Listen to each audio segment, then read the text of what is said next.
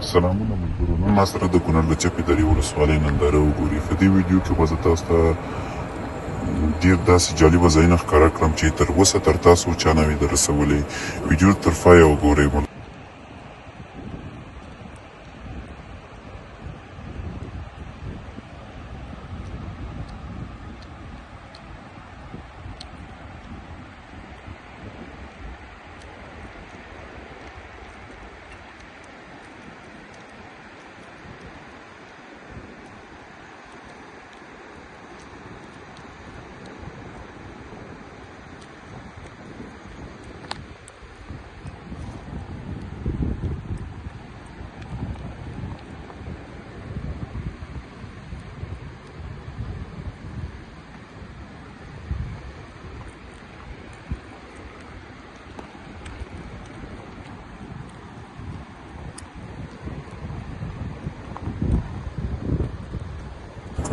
دا د کونړ چپه دره ولسوالۍ ده.